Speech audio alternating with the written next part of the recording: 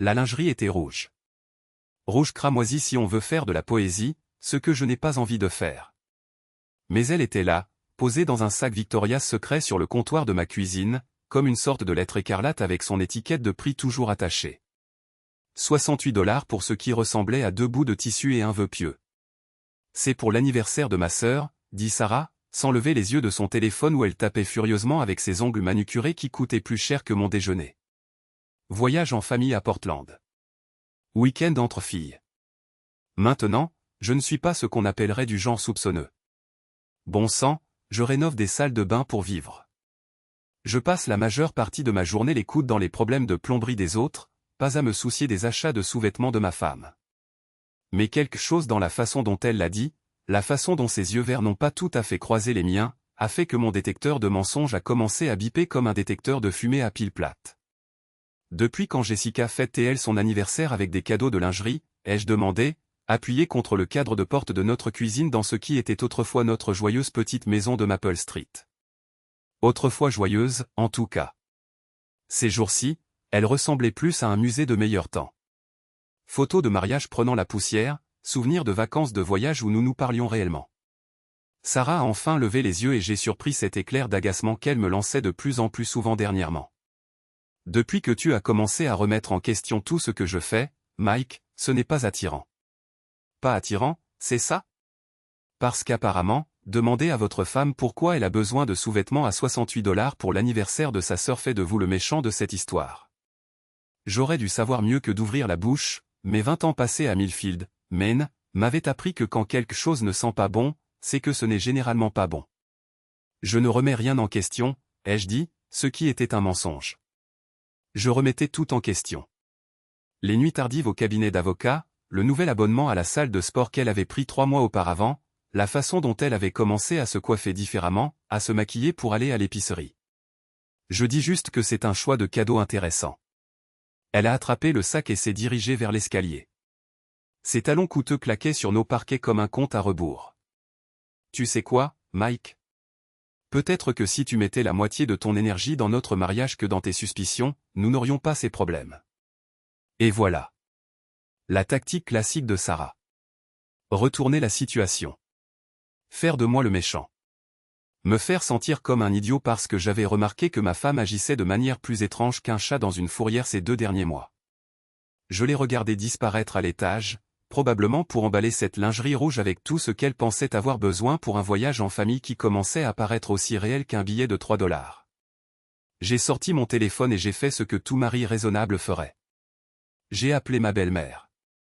Allô, Madame Patterson. C'est Mike. Oui, je vais bien, merci. Dites-moi, une question rapide. À quelle heure dois-je aller chercher le gâteau pour l'anniversaire de Jessica ce week-end? Le silence à l'autre bout a été plus long qu'un échéancier de remboursement de prêt immobilier. Mike, chérie, a-t-elle finalement dit, et j'ai pu entendre la confusion dans sa voix, claire comme le jour. L'anniversaire de Jessica n'est qu'en décembre. Tu te sens bien? Mon cœur a commencé à faire cette chose où on a l'impression qu'il essaie de s'échapper par la gorge. Oh, ai-je dit, essayant de paraître décontracté tandis que mon monde basculait. J'ai dû mélanger mes dates. Désolé de vous déranger. J'ai raccroché et j'ai fixé mon téléphone pendant un long moment, écoutant Sarah s'agiter à l'étage, des tiroirs s'ouvrant et se fermant, le bruit d'une fermeture éclair de valise. Décembre. L'anniversaire de Jessica était en décembre. Nous étions en août. C'est là que j'ai su que j'étais foutu. 3 heures plus tard, Sarah m'a embrassé pour me dire au revoir à la porte d'entrée avec autant de passion que quelqu'un qui coche une case sur une liste de choses à faire. Sa valise était rose et parfaite, assortie au rouge à lèvres qu'elle venait de mettre pour partir. Elle sentait ce parfum cher que je lui avais acheté pour la Saint-Valentin, à l'époque où je pensais que nous jouions encore dans la même équipe. Je t'appellerai ce soir, a-t-elle dit, marchant déjà vers sa BMW blanche que nous ne pouvions absolument pas nous permettre avec mon salaire d'entrepreneur et son salaire d'avocate associé, mais que nous avions réussi à avoir grâce à l'argent de la famille et ce qui, je commençais à le réaliser, pouvait être un financement créatif. Conduis prudemment, ai-je crié et je le pensais. Même si elle me mentait sur l'endroit où elle allait et pourquoi, je ne la voulais pas morte. Déçue, peut-être divorcée, possiblement, mais pas morte. Je l'ai regardée sortir de notre allée, saluant comme si tout était normal, comme si elle ne prenait pas tout mon monde pour le jeter dans une déchiqueteuse à bois. Puis je suis rentré et je me suis servi une bière à 14 heures parce que parfois la vie appelle à boire en journée, et ça en était une de ces fois. Mon téléphone a vibré 20 minutes plus tard. Message texte. Ça ne marche plus. J'ai besoin d'espace. Ne m'appelle pas. Je l'ai lu 3 fois avant de comprendre. Ça ne marche plus. J'ai besoin d'espace. Ne m'appelle pas 22 mots qui signifiaient la fin de mon mariage. Livré par message texte alors que j'étais assis dans ma cuisine, goûtant encore le baiser d'adieu qu'elle m'avait donné. Je l'ai appelé quand même parce que je suis apparemment masochiste. Bonjour, vous êtes bien chez Sarah Patterson. Je ne peux pas prendre votre appel pour le moment, mais si vous laissez un message, je vous rappellerai dès que possible. Bip. Sarah, mais qu'est-ce que tu fais? Tu ne peux pas simplement. Rappelle-moi, s'il te plaît. Elle n'a pas rappelé. Elle n'a pas non plus répondu à mes 3 SMS suivants, ni au message vocal que j'ai laissé 1 heure plus tard, demandant si elle allait bien, si quelqu'un avait son téléphone, si elle avait été enlevée par des extraterrestres qui ne communiquaient que par des messages textes froids et impersonnels. Le soir, je cherchais sur Google comment suivre la localisation de mon conjoint et je me sentais comme le genre de mari pathétique que l'on voit dans les films, celui contre qui tout le monde se ligue. Mais voici le problème avec ce genre de personnes. Quand vous le vivez, quand votre femme disparaît avec de la lingerie rouge aimant au sujet d'anniversaire, vous arrêtez de vous soucier des apparences et commencez à vous soucier de la vérité. Sa story Instagram est ce qui m'a finalement brisé. Elle était là, ma femme aimante depuis 5 ans, assise dans ce qui n'était certainement pas une chambre d'hôtel familiale. L'arrière-plan montrait un mur en lambris bon marché, le genre que l'on trouve dans les motels routiers qui louent à l'heure, mais la légende disait « Le week-end des sœurs commence », #béni #tempe sans famille. Avec assez d'émojis cœur pour étouffer une carte de vœux. J'ai fait une capture d'écran de cette story plus vite que vous ne pourriez dire, preuve, et je suis resté là à la fixer jusqu'à ce que mes yeux brûlent. L'horodatage montrait qu'elle l'avait posté il y a 30 minutes, ce qui signifiait qu'elle avait conduit jusqu'à ce motel miteux où elle s'était réfugiée, s'était enregistrée, avait mis cette lingerie rouge que j'avais payée, puis avait eu le culot de publier sur son faux voyage en famille sur les réseaux sociaux. C'est là que j'ai cessé d'être le mari confus et que je suis devenu quelque chose de complètement différent. J'ai ouvert une autre bière et j'ai commencé à planifier. Le lendemain matin a apporté pluie et regret en égale mesure. Je me suis réveillé sur le canapé avec un torticolis et le genre de gueule de bois qui donnait l'impression que mon cerveau essayait de s'échapper de mon crâne. Sarah n'avait toujours pas appelé, n'avait pas envoyé de message, n'avait rien fait pour expliquer pourquoi notre mariage avait apparemment pris fin quelque part entre le petit déjeuner et le déjeuner la veille. J'avais 3 appels manqués de mon ami Tom, propriétaire du bar d'Ali en ville et qui avait un 6e sens pour les catastrophes, à qui après 30 ans a regardé des gens prendre de terribles décisions sur du whisky bon marché. « Mike, tu as l'air mal en point », dit-il quand je le rappelais. « Je me sens mal aussi. Sarah m'a quitté hier par message texte. »« Jésus, tu veux en parler ?»« Pas encore. »« Mais Tom, garde tes oreilles ouvertes, veux-tu ?» Quelque chose me dit que ce n'est que le début. Tom avait vécu à Millfield toute sa vie, ce qui signifiait qu'il connaissait les affaires de tout le monde mieux que la plupart des gens ne connaissaient les leurs. Si Sarah me trompait, il finirait par l'apprendre. Les petites villes ne gardent pas bien les secrets. Elles les transmettent simplement comme des gratins lors d'un repas partage d'église. J'ai passé la matinée à essayer de travailler sur la rénovation de la salle de bain de Madame Henderson, mais mon cœur n'y était pas. Difficile de se concentrer sur les motifs de carrelage quand votre vie s'effondre. Vers midi, j'ai renoncé à faire semblant d'être productif et j'ai conduit jusqu'au centre-ville, me garant en face de Fitness First, où Sarah avait pris cet abonnement mystérieux à la salle de sport il y a 3 mois. Je n'ai pas eu à attendre longtemps. Là. Voici, sortant de la salle de sport dans des vêtements de sport moulants qui ressemblaient étrangement au genre de tenue que l'on porte quand on veut être remarqué. Et quelqu'un l'a remarqué définitivement. Un grand gars avec le genre de muscles qui criait « Je passe plus de temps à me regarder dans les miroirs que la plupart des femmes », lui tenait la porte, sa main s'attardant un peu trop longtemps sur le bas de son dos.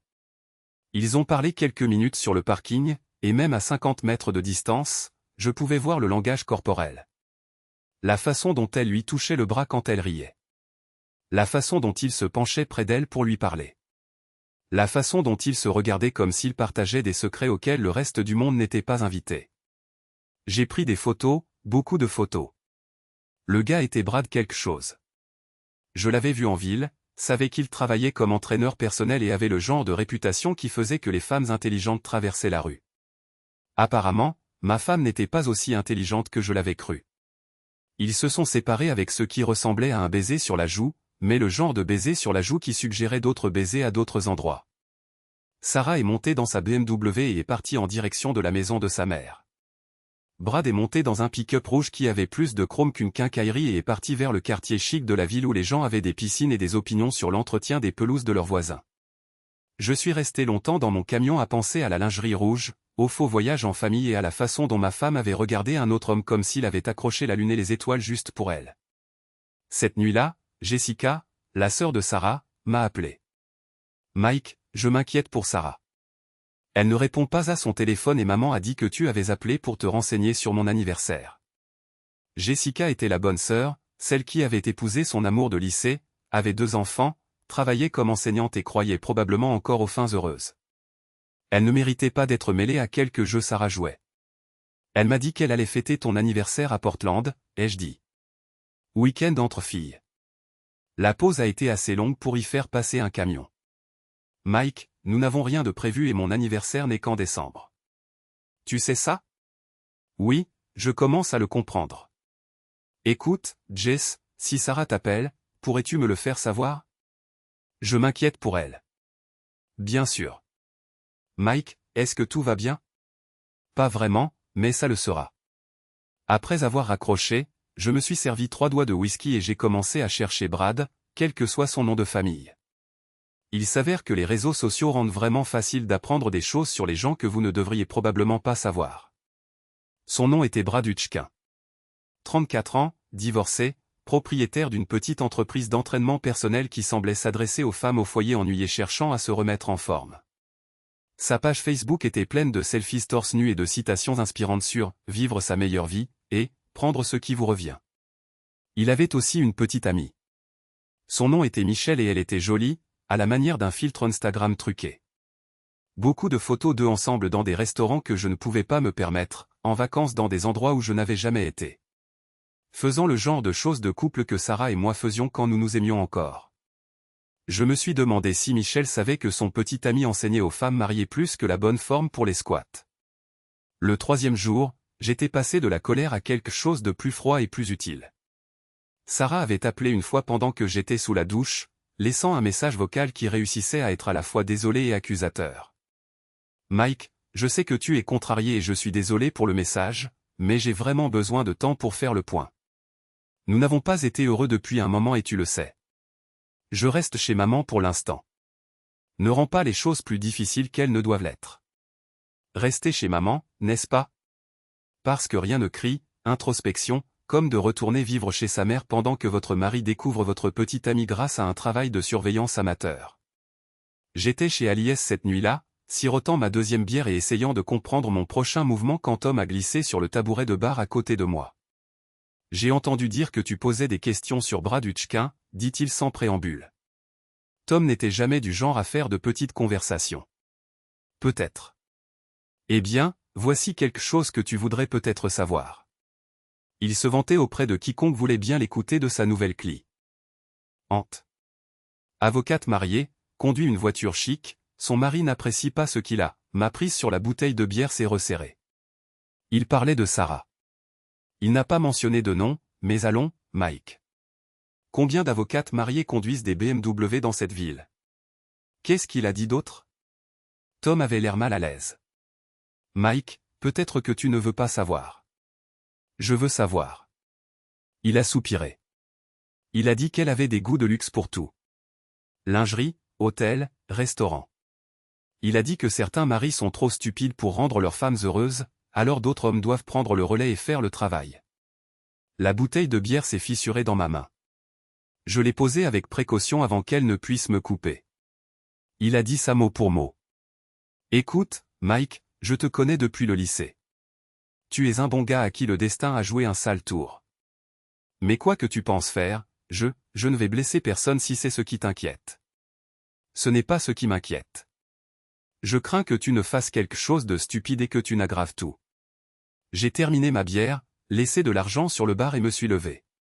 Tom, j'apprécie ton inquiétude, mais pour l'instant, la stupidité pourrait être exactement ce que cette situation exige. Le lendemain matin, j'ai trouvé une enveloppe glissée sous l'essuie-glace de mon camion. Mon nom était écrit sur le devant en lettres capitales, sans adresse de retour. À l'intérieur se trouvait une seule feuille de papier avec 5 mots. Elle te piège. Fuis.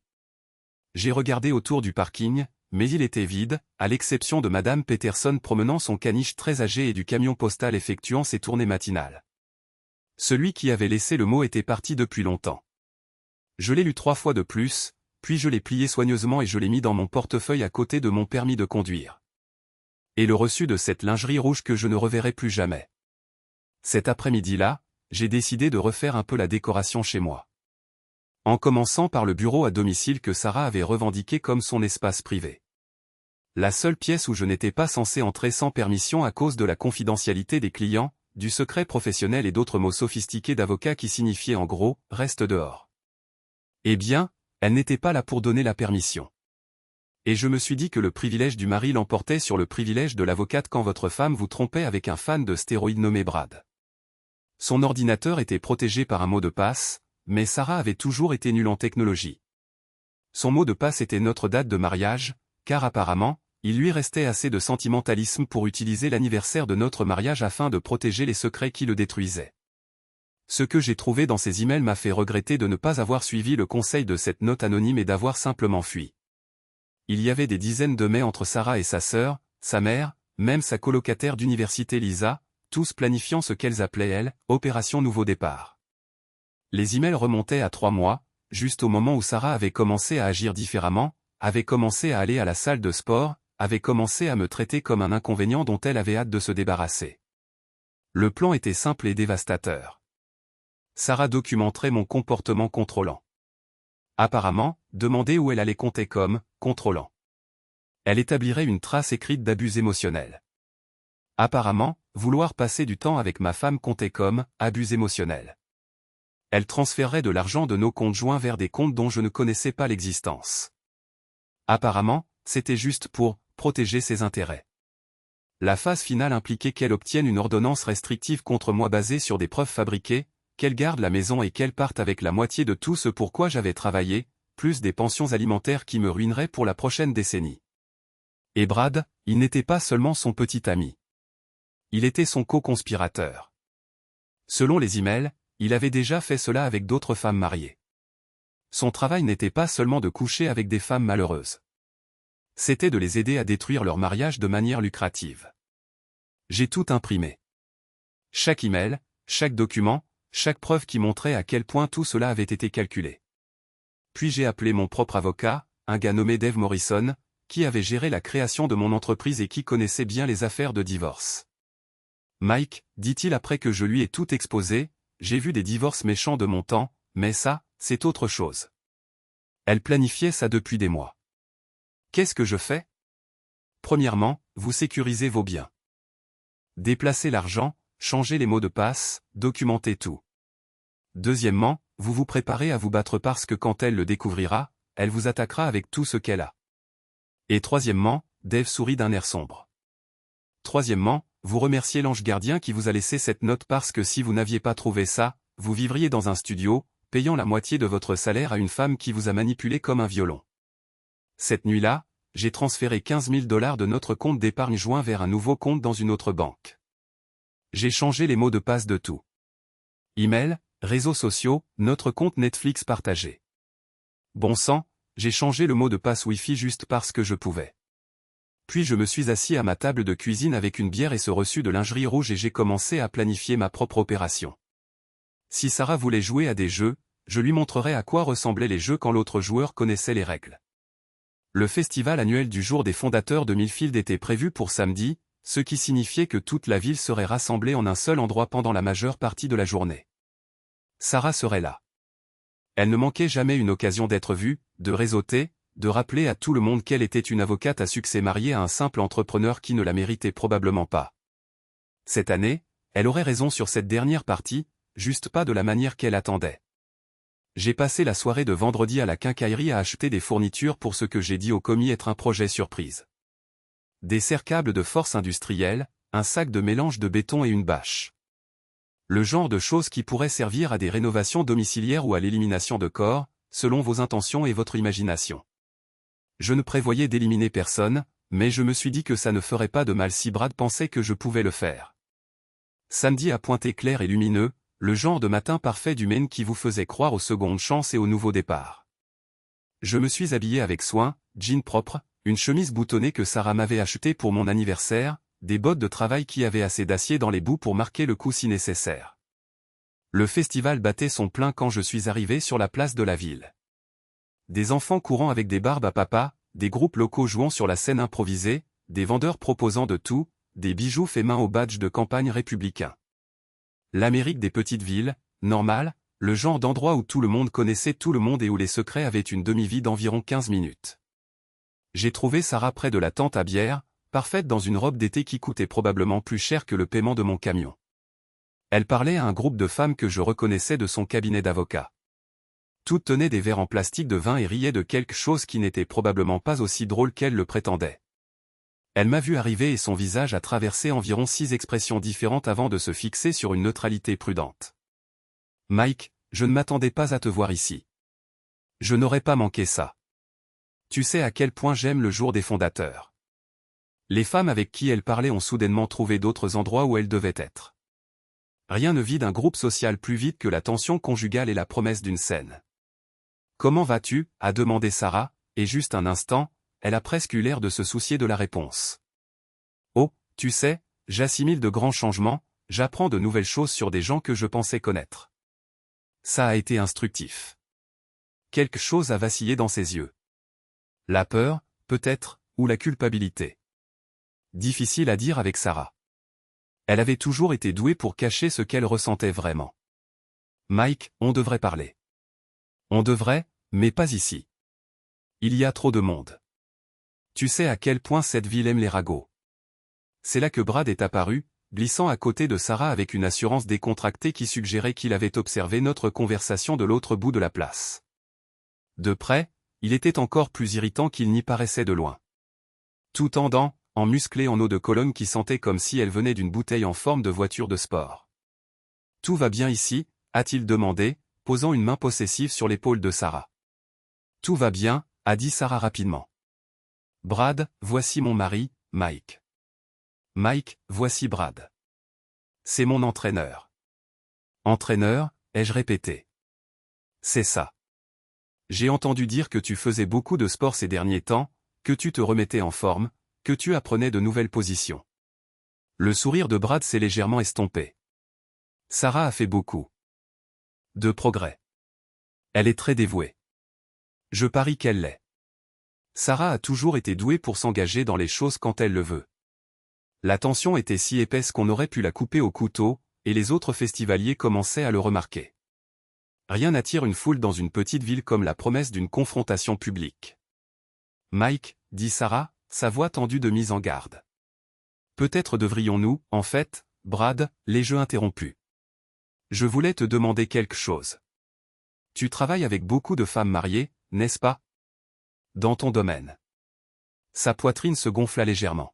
« J'aide les gens à atteindre leurs objectifs de fitness, quelle que soit leur situation, n'est-ce pas? Et j'imagine que certaines de ces personnes ont besoin d'une motivation supplémentaire, d'une attention personnelle, de séances individuelles, et de lieux privés. »« Mike, arrête, » dit Sarah, mais je ne faisais que commencer. « Vois-tu, Brad, j'ai fait quelques recherches sur ton modèle d'affaires, et je dois dire que c'est impressionnant. Très minutieux, très complet. » Brad s'est rapproché, utilisant son avantage de taille pour essayer de m'intimider. « Je ne sais pas ce que vous insinuez. » « Je n'insinue rien. J'énonce des faits. Vous aimez travailler avec des femmes mariées dont les maris n'apprécient pas ce qu'elles ont. Vous les aidez à se remettre en forme, à renforcer leur confiance, à leur montrer ce qui leur manque. Parfois, vous les aidez même avec d'autres projets, planification financière, stratégie juridique, changement de vie. » Son visage est devenu pâle sous son faux bronzage. « Vous ne savez pas de quoi vous parlez. N'est-ce pas? » J'ai sorti mon téléphone et lui ai montré une capture d'écran d'un des emails de Sarah. « Parce que selon ceci, vous avez été très utile avec l'opération « Nouveau départ » de ma femme. Très impliqué dans tout le processus. Sarah a tenté d'attraper le téléphone, mais je l'avais déjà rangé. Mike, tu n'avais pas le droit de regarder l'email de ma propre femme sur notre ordinateur partagé dans notre maison. J'ai ri et c'est sorti plus fort que je ne l'avais voulu. Sarah, chérie, j'avais tous les droits. Ce que je n'avais pas, c'était un indice, mais ce problème a été résolu. Une foule se rassemblait définitivement maintenant. Tom Dubar était là, ainsi que Madame Henderson de la rénovation de la salle de bain et au moins une douzaine d'autres personnes que je reconnaissais de la ville. Le genre de public qui propagerait ce qui s'était passé ici aux quatre coins de Millfield avant le coucher du soleil. Brad a fait un autre pas en avant. Assez près pour que je puisse sentir la poudre protéinée sur son haleine.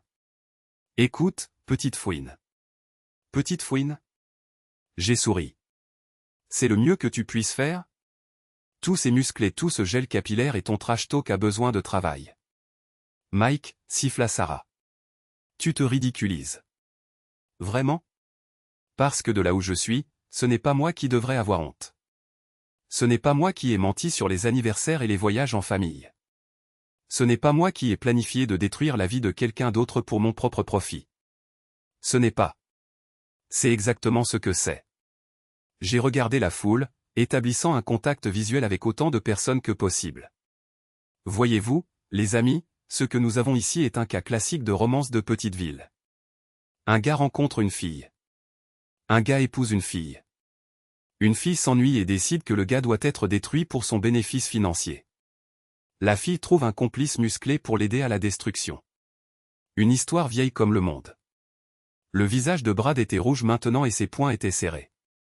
Tu veux continuer à japper ou tu veux sortir et régler ça comme des hommes? Oh, je pense que nous sommes en train de le régler, ai-je dit. Ici et maintenant, devant tous ceux qui comptent. C'est alors qu'il m'a bondi dessus. Je m'y attendais. Les gars comme Brad étaient prévisibles comme le lever du soleil quand leur ego était blessé. J'ai fait un pas de côté et j'ai laissé son élan le propulser directement dans le poteau de soutien de la tente à bière. Toute la structure a tremblé.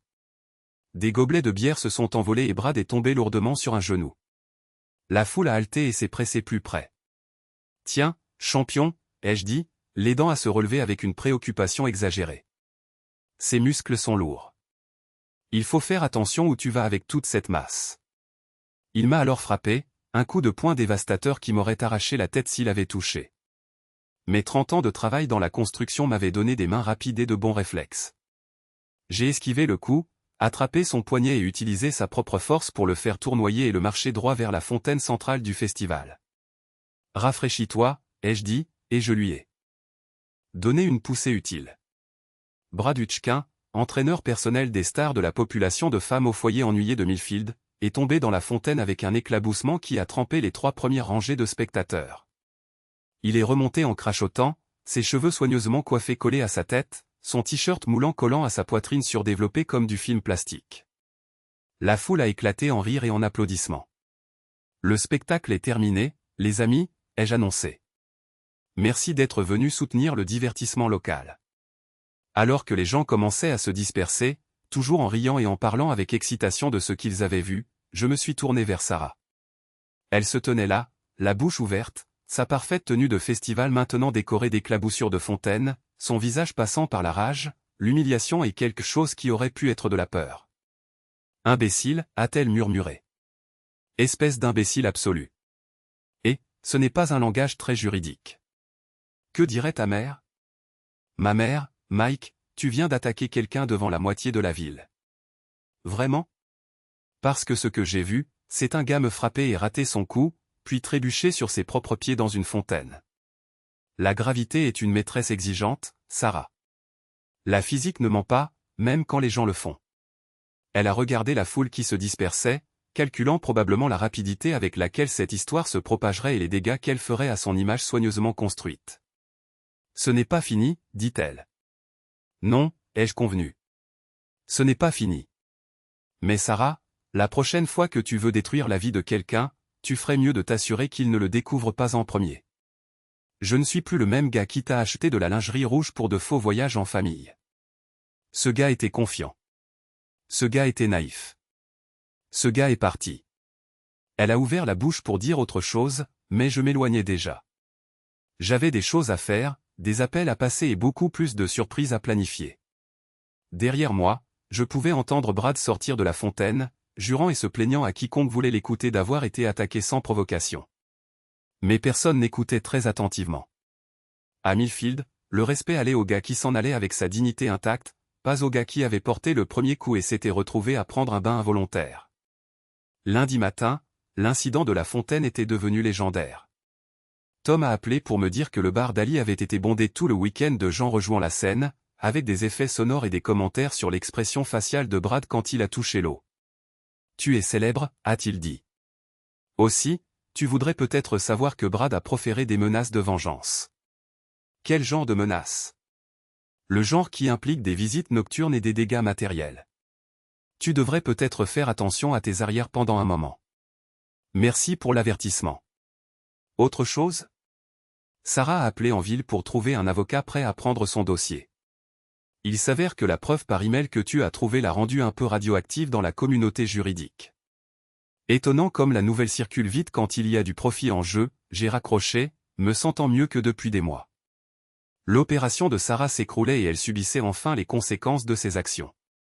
Mais je n'avais pas encore fini. Loin de là. Cet après-midi-là, j'ai conduit jusqu'au parking de Fitness First et j'ai attendu. Effectivement, vers 18h, le pick-up rouge de Brad s'est garé devant le bâtiment. Il est sorti, a regardé autour de lui nerveusement, puis est entré. Je lui ai donné 10 minutes pour s'installer, puis je l'ai suivi. La salle de sport était presque vide, juste quelques culturistes dévoués et une femme plus âgée sur un tapis de course, portant des écouteurs et complètement absorbée par son entraînement. Brad était au rack de squat, chargeant des poids sur une barre avec plus d'intensité que l'exercice ne l'exigeait probablement. « Brad », ai-je appelé joyeusement. « Content de te voir sec de l'autre jour. » Il s'est retourné, son visage s'assombrissant quand il m'a vu. « Qu'est-ce que tu veux ? Je pensais juste passer et clarifier les choses. Tu sais, d'homme à homme. Nous n'avons rien à nous dire. Vois-tu, je pense que si, parce que selon mes sources, tu as dit aux gens que ce qui s'était passé au festival était une sorte d'attaque non provoquée, et ce n'est tout simplement pas exact. La femme plus âgée sur le tapis de course avait arrêté de courir et faisait semblant de ne pas écouter tout en étant manifestement pendue à chaque mot. Tu m'as frappé par surprise, dit Brad assez fort pour que tout le monde dans la salle de sport l'entende. Ah oui? Parce que ce dont je me souviens, c'est que tu m'as frappé et que tu as raté ton coup. Puis tu as trébuché su. Tes propres pieds et tu es tombé dans une fontaine. Embarrassant, c'est sûr, mais difficilement une attaque. Ce n'est pas ce qui s'est passé. N'est-ce pas? J'ai sorti mon téléphone et lui ai montré une vidéo que Tom avait filmée de l'autre bout de la place. Parce que ces images semblent raconter une histoire différente.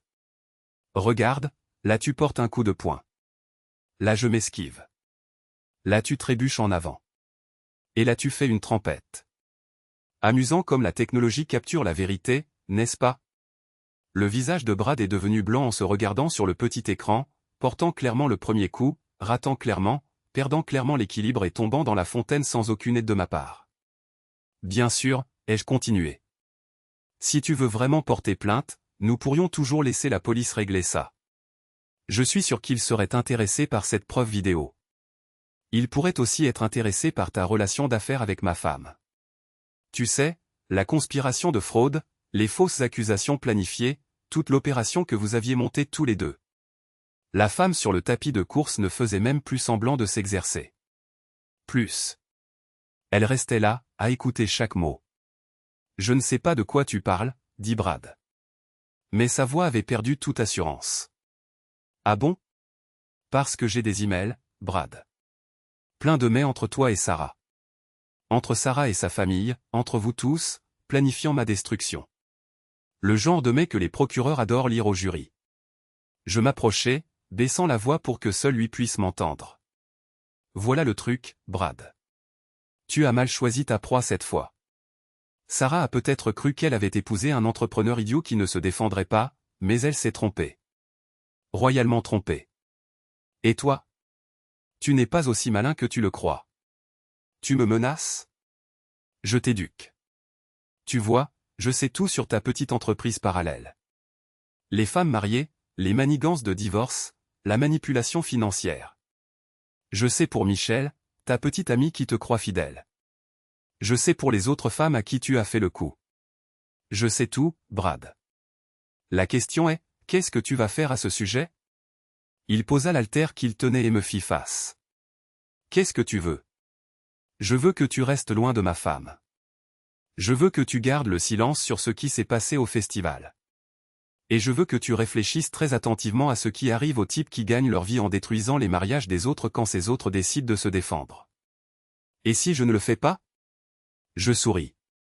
Alors tu découvriras à quel point un entrepreneur peut être créatif quand il s'y met. Tu travailles avec des outils tous les jours, Brad. Mais moi, je construis des choses. Je détruis des choses. Je sais comment faire disparaître les problèmes définitivement. La femme sur le tapis de course choisit ce moment pour partir, ramassant sa serviette et sa bouteille d'eau, et se dirigeant vers la sortie sans croiser notre regard. Tu ne peux pas me menacer, dit Brad, mais il semblait moins sûr de lui qu'il y a quelques minutes. Je ne te menace pas. Je te promets. Croise encore mon chemin et tu découvriras ce que ça fait d'être la cible d'une véritable opération. Je me tournai pour partir, puis m'arrêter à la porte. Oh, et Brad, tu voudras peut-être vérifier ton camion en partant ce soir. Parfois, les parkings peuvent être des endroits dangereux. Plein d'objets tranchants qui traînent, de clous et de vis, et de choses qui peuvent causer des problèmes de pneus coûteux. Ce serait dommage qu'une chose pareille arrive à un si beau véhicule. Je le laissai là, se demandant probablement si je bluffais à propos des pneus, essayant sans doute de savoir si j'étais assez fou pour mettre mes menaces implicites à exécution. La vérité était que je n'avais pas encore touché à son camion. Mais parfois, l'anticipation des conséquences était plus efficace que les conséquences elles-mêmes. Quand je rentrais chez moi, Sarah m'avait laissé 6 messages vocaux et 2 fois plus de SMS. Ils commençaient par la colère, passaient par l'indignation, et finissaient quelque part entre le désespoir et la fureur. Le dernier message vocal était le plus intéressant. Mike, je ne sais pas ce que tu penses accomplir, mais tu dois arrêter ça tout de suite. Ce qui s'est passé au festival a été humiliant pour toutes les personnes impliquées. Brad aurait pu être gravement blessé, et maintenant j'entends des gens de toute la ville parler de ton comportement. Ce n'est pas ton genre. Rappelle-moi. Il faut qu'on parle. Ce n'était pas mon genre. Elle avait raison sur ce point. L'ancien moi l'aurait rappelé, se serait excusé de l'avoir embarrassé, aurait essayé de régler les choses comme un adulte raisonnable. Mais l'ancien moi n'était pas au courant de l'opération Nouveau Départ. L'ancien moi n'avait pas vu ses emails planifiant sa destruction. L'ancien moi était mort et enterré. Et ce qui restait n'était pas du tout aussi indulgent. Je ne la rappelais pas. Au lieu de cela, je passais la soirée à fouiller davantage dans ses dossiers, à imprimer plus de preuves, à monter un dossier qui rendrait le travail de son avocat de divorce impossible. Ce que je trouvais faisait passer les emails originaux pour des lettres d'amour. Sarah n'avait pas seulement l'intention de me quitter. Elle avait systématiquement documenté de fausses instances de mauvais traitement, créant un faux récit qui lui garantirait tout dans un règlement de divorce. Des photos de bleu qui ressemblaient étrangement à du maquillage. Des entrées de journal décrivant des menaces que je n'avais jamais proférées et des violences qui n'avaient jamais eu lieu. Même des enregistrements de conversations que nous n'avions jamais eues, fabriqués à l'aide de logiciels de montage vocal et de dialogues soigneusement scénarisés. C'était magistral, vraiment. Si je n'étais pas tombé par hasard sur l'opération, elle aurait probablement réussi son coup. J'aurais été étiqueté agresseur, j'aurais perdu ma maison, mon entreprise, ma réputation, tout ce pour quoi j'avais travaillé. J'aurais passé le reste de ma vie à payer une pension alimentaire à une femme qui m'avait détruit pour le profit tandis qu'elle et Brad vivaient dans ma maison et dépensaient mon argent. La pensée fit trembler mes mains de rage. Vers minuit, mon téléphone sonna. Numéro inconnu. Allô, Mike. C'est Michelle, la petite amie de Brad. Il faut qu'on parle. Je me redressai.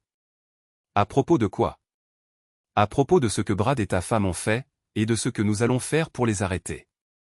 Nous nous retrouvâmes chez Denies à 1h du matin parce qu'apparemment, la conspiration exige du mauvais café et un éclairage fluorescent. Michelle était plus jolie en personne que sur ses photos de réseaux sociaux, mais il y avait une dureté autour de ses yeux qui témoignait d'une désillusion récente et d'une trahison fraîche. « Depuis combien de temps es-tu au courant ?» demanda-t-elle après que nous ayons commandé un café dont aucun de nous ne voulait. « Environ 1 semaine. »« Et toi ?» « 3 jours. » J'ai trouvé ses sous-vêtements dans son camion. de la dentelle rouge, cher. Ma mâchoire se serra. Ces sous-vêtements m'avaient coûté 68 $. Je suis désolé, dis-je, et je le pensais. Toute cette affaire est foutue. Tu n'en sais même pas la moitié. Elle sortit son propre téléphone, me montrant des captures d'écran de SMS. Il a fait ça avant, au moins 3 autres fois que je peux prouver. Toujours des femmes mariées, toujours le même schéma. Les mettre en forme, les mettre au lit, les aider à détruire leur mariage, prendre une part du règlement de divorce. Jésus, comment as-tu découvert? J'ai engagé un détective privé. Ça m'a coûté 2000 $ que je n'avais pas, mais ça en valait la peine. Ta femme n'est pas sa première victime, Mike. Elle est juste la dernière. Elle fit défiler d'autres messages, me montrant une conversation entre Brad et quelqu'un à plaider à propos de l'affaire Patterson et de sa progression selon le calendrier. Patterson, c'est son nom de jeune fille, dis-je. Elle n'a jamais pris le mien. C'est Danny Morrison. C'est le partenaire commercial de Brad dans toute cette escroquerie. Il la dirige depuis 2 ans, ciblant les épouses malheureuses qui ont de l'argent et les aidant à encaisser leur mariage. Danny Morrison, un lien avec Dave Morrison, l'avocat?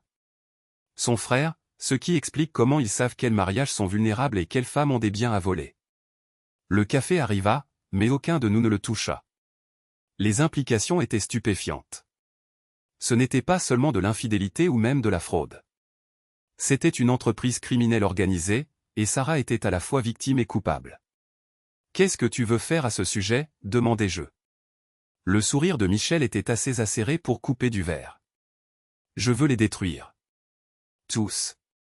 De la même manière qu'ils ont détruit d'autres personnes. Je t'écoute. » Elle se pencha en avant, baissant la voix. Même si le restaurant était vide, sauf nous et une serveuse à l'air fatigué. Brad garde des dossiers, des photos, des vidéos, des documents financiers, tout. Il pense que c'est une assurance contre ses victimes, mais c'est en fait une preuve de conspiration criminelle. Le problème, c'est que tout est sur son ordinateur personnel, chez lui. Et tu veux l'obtenir? Je veux l'obtenir et le remettre à la police avec tout le reste que nous pourrons rassembler, mais je ne peux pas le faire seul. J'y réfléchis pendant exactement 30 secondes. Qu'est-ce que tu as besoin que je fasse? Brad part en ville ce week-end. Une compétition de culturisme à Boston. Sa maison sera vide du vendredi soir au dimanche après-midi. Tu veux que je m'introduise chez lui? Je veux que tu m'aides à obtenir justice. La façon dont nous l'appelons dépend de toi. Je la regardais à travers la table, cette femme dont la vie avait été déraillée par les mêmes personnes qui avaient essayé de dérailler la mienne, et pris une décision que l'ancien moi n'aurait jamais prise. Vendredi soir, dis-je. Mais nous faisons ça bien. Pas d'accusation de cambriolage, pas de casier judiciaire. On entre, on récupère les preuves, on ressort propre. Marché conclu. Nous nous serrâmes la main à travers la table comme des partenaires d'affaires, ce que j'imagine que nous étions, des partenaires dans l'entreprise de vengeance, des spécialistes pour rendre la monnaie de leurs pièces à des gens qui se croyaient trop intelligents pour se faire prendre. Le jeudi apporta la pluie et une visite de la police. L'agente Janet Kim avait 2 ans de plus que moi au lycée et était mariée à un homme qui achetait des matériaux de construction chez le même distributeur que moi. Elle était professionnelle mais pas hostile lorsqu'elle frappa à ma porte à 8 h du matin. « Mike, il faut qu'on parle de ce qui s'est passé au festival. »« D'accord, tu veux entrer ?»« Ce serait bien. » Nous nous assîmes à ma table de cuisine pendant qu'elle prenait des notes et posait des questions sur l'incident avec Brad. Ces questions étaient justes et approfondies, mais je pouvais dire qu'elle faisait plus acte de présence que de monter un dossier.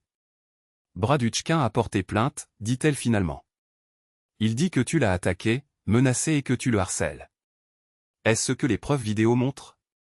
Elle sourit légèrement. Les preuves vidéo montrent Brad te donnant un coup de poing et le ratant, puis tombant dans une fontaine tout seul. Quant aux menaces et au harcèlement, il n'a pas beaucoup de preuves au-delà de sa parole contre la tienne. Et ma parole est que tu es allé à son gymnase une fois pour éclaircir les choses après qu'il t'ait attaqué lors d'un événement public, que tu l'as peut-être averti de rester loin de ta femme, ce qui est ton droit légal en tant que mari, et que tout dommage aux pneus que son camion a pu subir sur le parking du gymnase était probablement le résultat de débris de construction, ce qui est un risque courant dans cette ville.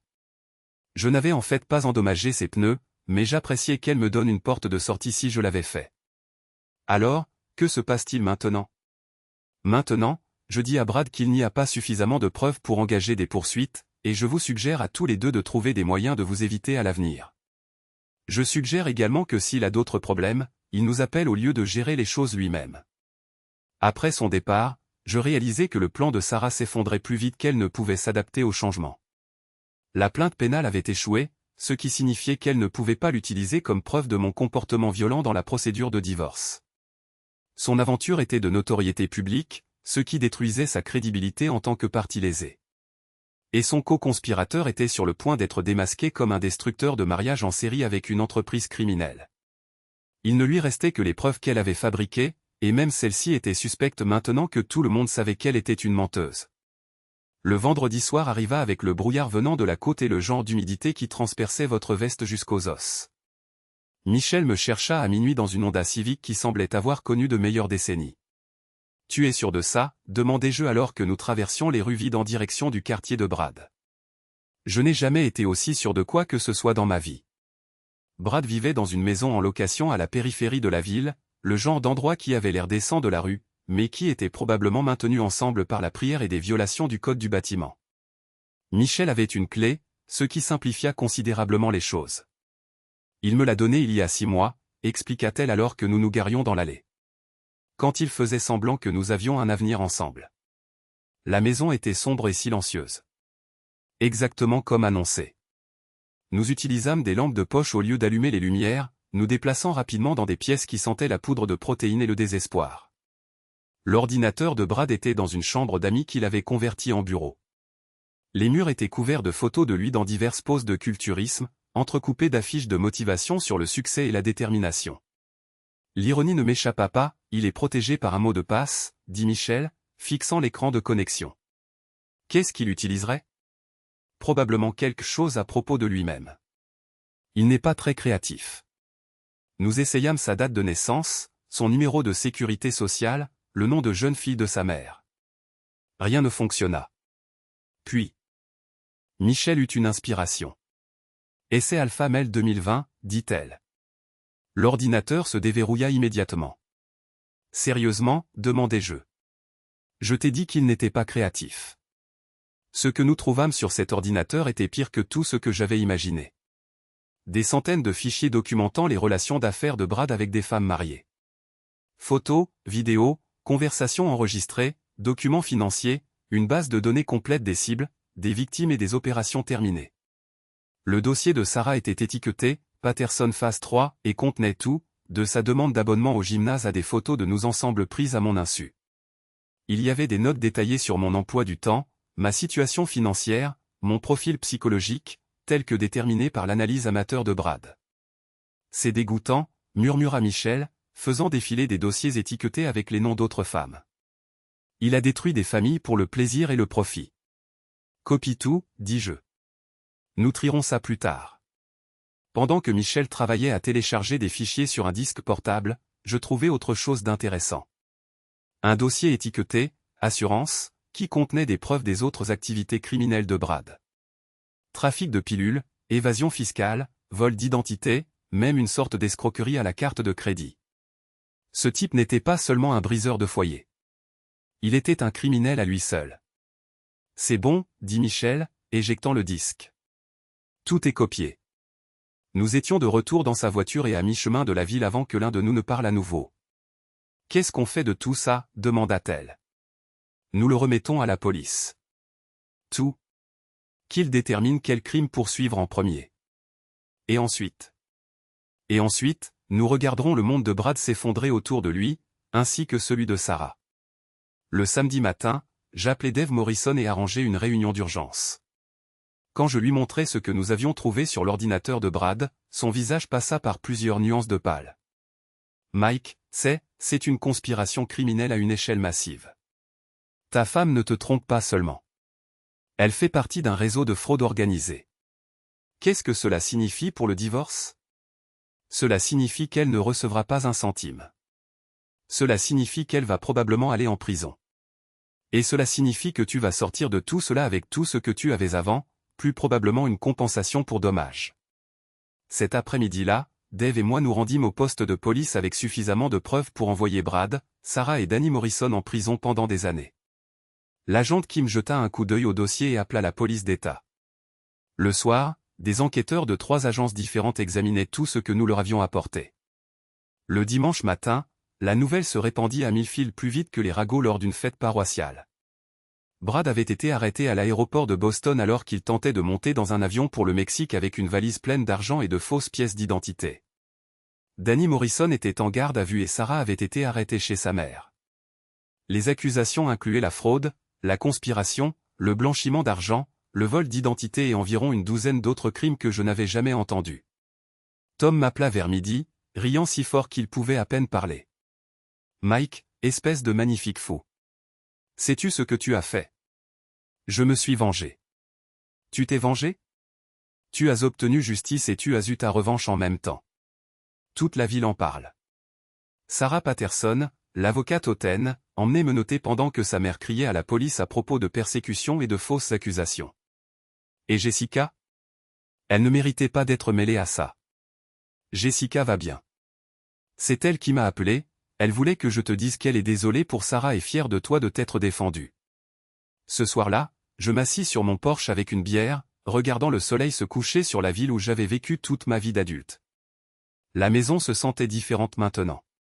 Non pas comme un musée de temps meilleur, mais comme un endroit où de nouveaux départs étaient possibles. Mon téléphone sonna. Le numéro de Sarah.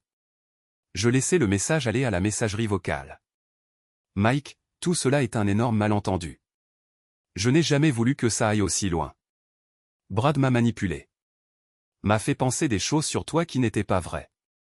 Je t'aime. Je t'ai toujours aimé. S'il te plaît, tu dois m'aider. Tu es mon mari. Tu ne peux pas simplement m'abandonner comme ça. Je supprimai le message sans l'écouter 2 fois.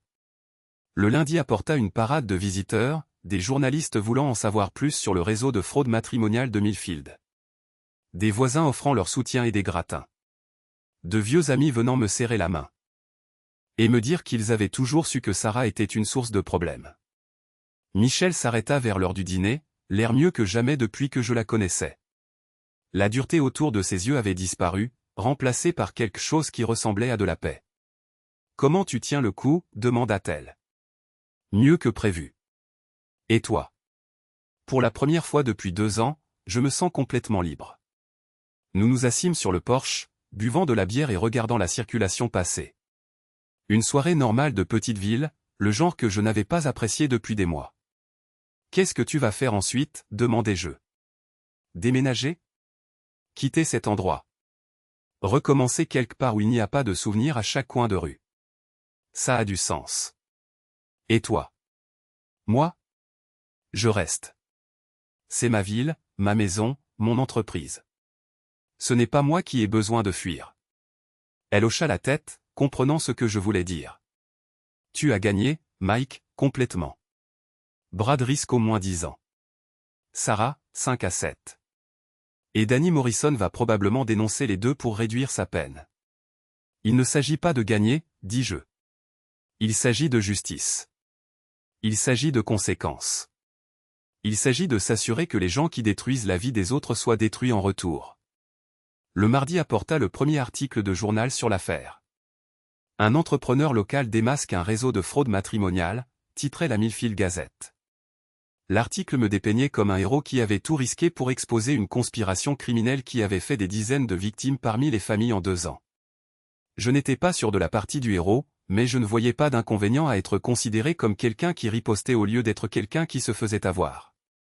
Le mercredi apporta l'avocat de Sarah, un type à l'air futé de Portland qui coûtait probablement plus cher de l'heure que ce que je gagnais en une journée. « Monsieur Patterson, mon nom est Richard Goldman. Je représente votre femme dans ses procédures pénales. Ma femme est Sarah Patterson. Je suis Mike Patterson.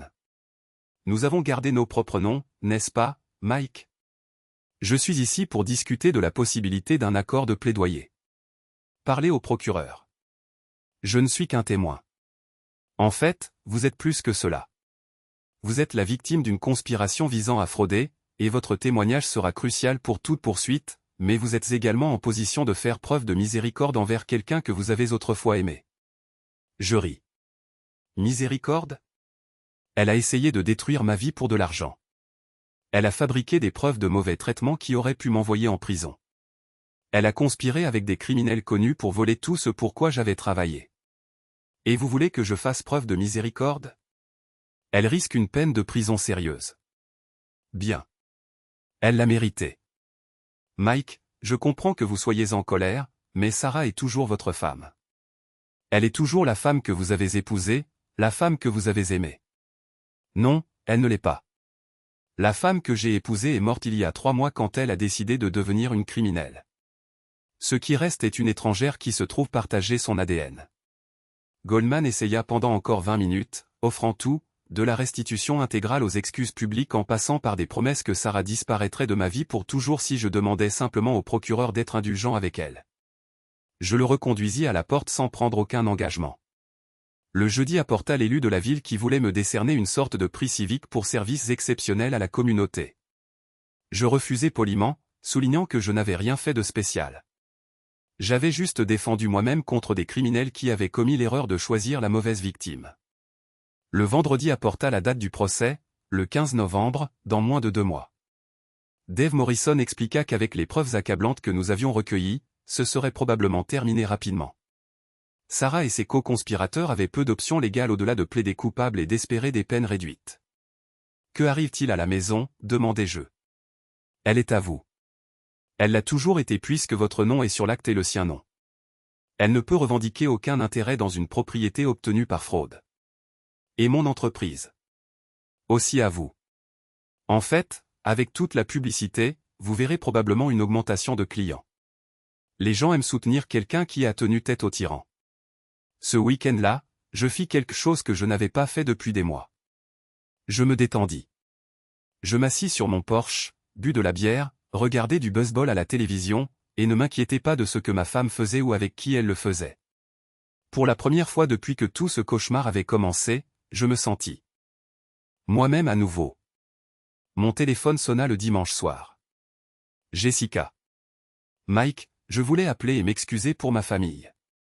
Tu n'as pas à t'excuser pour quoi que ce soit, Jess. Tu n'as rien fait de mal. J'aurais dû voir ce que Sarah planifiait. J'aurais dû te prévenir. Personne ne l'a vu venir. Elle a trompé tout le monde. Maman ne le prend pas bien. Elle est convaincue que Sarah a été contrainte, qu'elle est plus victime que criminelle. Ta mère a droit à son opinion. Le jury aura la sienne. Ce qu'elle t'a fait, c'est impardonnable. Oui, ça l'est. Mais ce n'est pas ton fardeau. Nous parlâmes pendant 1 heure de la famille et du pardon et de la différence entre la loyauté et la complicité. Jessica était une bonne personne prise dans une situation impossible, essayant de soutenir sa sœur tout en reconnaissant que sa sœur était devenue un monstre. Au moment où nous raccrochâmes, je compris que certaines relations ne survivent pas à la trahison, même lorsque la trahison n'est pas personnelle. Les actions de Sarah avaient empoisonné tout ce qui l'entourait, y compris sa relation avec la sœur qu'il avait aimée inconditionnellement. Les quelques semaines suivantes passèrent tranquillement. Je travaillais sur des rénovations de salles de bain, regardais les feuilles changer de couleur, et essayais de ne pas penser à la lingerie rouge et aux faux voyages en famille. L'attention des médias diminua. Les journalistes passèrent à d'autres histoires, et la vie à Millfield retrouva son rythme normal de ragots de petites villes et de festivals saisonniers. Octobre apporta une visite inattendue, l'ex-femme de Brad, une femme à l'air fatiguée nommée Carol, qui vint du Massachusetts pour me remercier d'avoir exposé les crimes de son ex-mari. Il a détruit notre mariage de la même manière qu'il a essayé de détruire le tien, dit-elle autour d'un café à ma table de cuisine. Mais je n'avais pas les preuves que tu as trouvées, alors je n'ai rien eu dans le divorce. J'ai perdu ma maison, mes économies, tout. Je suis désolé que ça te soit arrivé. Ne sois pas désolé, sois fier. Ce que tu as fait a probablement sauvé une douzaine d'autres familles de traverser ce que nous avons traversé. Elle me montra des photos de la vie qu'elle avait reconstruite après que Brad l'ait abandonnée, un petit appartement à Boston, un emploi dans une association, un nouveau petit ami qui la traitait avec respect et gentillesse. Ça va mieux, dit-elle en partant. La trahison, la colère, le sentiment de ne plus jamais pouvoir faire confiance à personne. Tout s'améliore avec le temps. Combien de temps ça a pris? Environ 2 ans. Mais Mike, ce que tu as fait, te battre comme ça, les exposer pour ce qu'ils étaient vraiment, ça va accélérer ta guérison. Tu n'as pas seulement survécu à ce qu'ils ont essayé de te faire. Tu as gagné. Le 15 novembre arriva, gris et froid, avec le genre de vent qui arrachait les dernières feuilles des arbres et vous rappelait que l'hiver arrivait, que vous soyez prêt ou non. Le tribunal était bondé. Il semblait que la moitié de Millfield s'était présentée pour voir Sarah Patterson recevoir ce qu'elle méritait, avec des journalistes de 3 journaux et 2 chaînes de télévision. J'ai témoigné pendant 4 heures, expliquant au jury tout, de l'achat de la lingerie rouge à la découverte des emails, en passant par les preuves que nous avions trouvées sur l'ordinateur de Brad. Dave Morrison m'avait bien préparé, et je m'en suis tenu aux faits sans commentaires éditoriaux ni explosions émotionnelles. L'avocat de Sarah a essayé de me faire passer pour quelqu'un de vindicatif, a essayé de suggérer que j'avais fabriqué des preuves, ou piégé sa cliente, ou violé ses droits à la vie privée. Mais les preuves étaient accablantes, et mon témoignage était cohérent avec tout ce que la police avait déjà établi. Sarah elle-même semblait plus petite que dans mes souvenirs, assise à la table de la défense dans un costume gris qui coûtait probablement plus cher que mon camion. Elle avait perdu du poids, et il y avait des rides autour de ses yeux qui n'étaient pas là il y a 6 mois. La combinaison orange de prison n'était apparemment pas sa couleur. Quand elle monta à la barre pour sa propre défense, elle essaya de se peindre comme une victime de la manipulation de Brad. Une femme naïve qui avait été séduite et contrôlée par un maître criminel. Elle pleura au bon moment. Parla de notre mariage comme d'une belle chose détruite par des forces indépendantes de sa volonté. Le jury n'y crut pas. L'argumentaire final du procureur fut dévastateur, exposant la chronologie de la conspiration, les preuves de préméditation, le caractère calculé de la fraude. Ce n'était pas un crime passionnel ou un moment de faiblesse. C'était un effort délibéré et organisé pour détruire un homme innocent dans un but lucratif. Le jury délibéra pendant 3 heures, coupable sur tous les chefs d'accusation. Brad reçut 12 ans. Da. Enneni Morrison reçut 8. Sarah reçut 6 ans et une restitution intégrale, ce qui signifiait qu'elle me paierait de l'argent pour le reste de sa vie. Tandis que le juge lisait les sentences, je ressentis quelque chose que je n'attendais pas. Pas de satisfaction, ni de vengeance, ni même de justice, juste une conclusion. C'était fini. La femme qui avait essayé de me détruire allait en prison, et je rentrais chez moi pour reconstruire ma vie. Devant le tribunal, les journalistes me demandèrent ce que je pensais des verdicts. Je pense que le système a fonctionné, dis-je. Les criminels ont été punis, les victimes ont obtenu justice, et la communauté est plus sûre. C'est tout ce qu'on peut demander. Pardonnez-vous à votre femme pour ce qu'elle a fait? Mon ex-femme, corrigez-je. Le divorce a été finalisé le mois dernier, et le pardon n'est pas vraiment la question ici. Elle a commis des crimes. Elle a été prise. Elle paie le prix. C'est ainsi que la justice fonctionne. Quelle est la prochaine étape pour vous? Je retourne au travail. J'ai 3 rénovations de salle de bain prévues pour le mois prochain, et Madame Henderson attend depuis 6 mois que je finisse sa cuisine. La vie continue. Ce soir-là, Tom organisa une fête chez O'Malley's. La moitié de la ville s'y rendit pour m'offrir des verres et me féliciter pour ce qu'ils appelaient le coup du siècle. Je suis resté quelques heures, acceptant les boissons gratuites, les poignées de main et les tapes dans le dos, mais surtout je voulais juste rentrer chez moi. Michelle était là, venue de Boston pour la condamnation. Elle avait bonne mine, mieux que bonne. Le regard hanté avait complètement disparu, remplacé par de la confiance et quelque chose qui pouvait être du bonheur. Alors, qu'est-ce qui se passe maintenant? Demanda-t-elle alors que la fête se calmait autour de nous. Maintenant, je redeviens Mike Patterson, entrepreneur et une sacrée plaie pour ceux qui essaient de me rouler. Et si quelqu'un essaie de te rouler à nouveau? Je souris et finis ma bière. Eh bien, ils sauront mieux, n'est-ce pas? Les nouvelles circulent dans une petite ville. Je ne suis plus le même type qui se faisait avoir. Non, approuva TL. Tu ne le es vraiment pas, nous nous sommes dit au revoir sur le parking. 2 personnes qui avaient été réunies par la trahison et qui avaient d'une manière ou d'une autre réussi à créer de la justice à partir de la vengeance. Elle est retournée à Boston et à sa nouvelle vie. Je suis rentré à Millfield et à la mienne. La maison se sentait différente quand j'y suis entré. Pas vide exactement, mais propre, comme un poids avait été levé, comme un air empoisonné avait été évacué et remplacé par quelque chose de respirable. Je me suis assis sur mon canapé dans mon salon, dans ma maison, et j'ai pensé à la lingerie rouge et au faux voyage en famille, et à la femme qui avait essayé de détruire ma vie pour $68 de sous-vêtements et un entraîneur personnel amélioré aux stéroïdes. Certaines personnes ne peuvent tout simplement pas supporter la vérité, pensais-je. Je suppose que je ne suis pas un certain, juste observateur. Et c'est là que j'ai réalisé quelque chose d'important. J'étais libre. Non seulement légalement libre d'un mariage construit sur des mensonges, mais émotionnellement libre de la colère et de la trahison qui m'avaient consumé pendant des mois. Sarah était en prison, à sa place. Brad était en prison, à sa place, et j'étais exactement à ma place, dans ma propre maison, dans ma propre ville, vivant ma propre vie selon mes propres termes. Le lendemain matin apporta de nouveaux départs et d'anciennes routines. J'ai bu mon café sur mon porche, lu le compte rendu du journal sur la condamnation de la veille, et j'ai souri en voyant que le titre l'appelait « Justice rendue dans une affaire de fraude matrimoniale ». Mon téléphone sonna. Un nouveau client voulait un devis pour une rénovation de salle de bain. Patterson Construction, répondis-je. Mike à l'appareil. Monsieur Patterson, j'ai entendu parler de ce qui s'est passé avec votre femme et cet entraîneur. Je voulais juste dire que ce que vous avez fait a demandé un réel courage. La plupart des gens auraient baissé les bras et accepté leur sort. La plupart des gens ne le découvrent pas à temps, dis-je. Mais merci. Maintenant, à propos de cette salle de bain. La vie, il s'avérait, était plutôt bonne quand on n'était pas marié à une criminelle. À Noël, l'histoire était devenue légende à Millfield. L'entrepreneur qui avait démantelé un réseau de fraude. Le mari qui avait riposté et gagné. L'homme qui avait prouvé que parfois, les bons gars obtiennent vraiment justice à la fin. J'ai reçu des cartes de personnes que je connaissais à peine, me remerciant d'avoir tenu tête aux intimidateurs et de montrer que les gens honnêtes pouvaient se défendre contre les escrocs et gagner. Carole, l'ex-femme de Brad, envoya une carte avec une photo de son nouvel appartement et une note disant qu'elle était fiancée au gars de l'association dont elle avait parlé. Même Jessica envoya une carte avec une photo de famille et une note disant qu'elle était fière de la façon dont j'avais géré tout ça et désolée pour ce que sa sœur m'avait fait traverser. Je n'ai pas reçu de carte de Sarah, ce qui était probablement le mieux.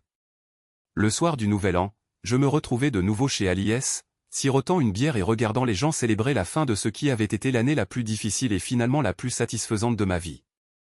Tom se glissa sur le tabouret de bar à côté de moi, levant son verre en un toast. « À la justice, dit-il. À la justice, acquiesçai-je. Et au fait que parfois, les idiots reçoivent vraiment ce qu'ils méritent. Je bois à ça. » Nous trinquâmes et bûmes. Deux hommes qui avaient vécu assez longtemps pour voir que parfois, si vous vous battez assez fort et intelligemment, et que vous avez un peu de chance, les bons gars gagnent vraiment à la fin. À minuit, quand la boule est tombée et que tout le monde a applaudi et embrassé ses proches et pris des résolutions qu'ils ne tiendraient probablement pas, je levai mon verre une dernière fois. Au nouveau départ, dis-je à personne en particulier. Dehors, la neige commençait à tomber, recouvrant Millfield d'un silence blanc et propre. À l'intérieur, le bar était chaud et plein d'amis et de voisins qui m'avaient soutenu quand tout était allé en enfer. Je finis ma bière, souhaitai une bonne nuit et rentrai chez moi sous la neige, à ma maison sur Maple Street. Ma maison, achetée avec mon argent, remplie de mes meubles, décorée de mes souvenirs de temps meilleurs et de mes espoirs de temps encore meilleurs à venir. J'ouvris ma porte d'entrée, entrai et souris. Certaines personnes ne peuvent tout simplement pas supporter la vérité.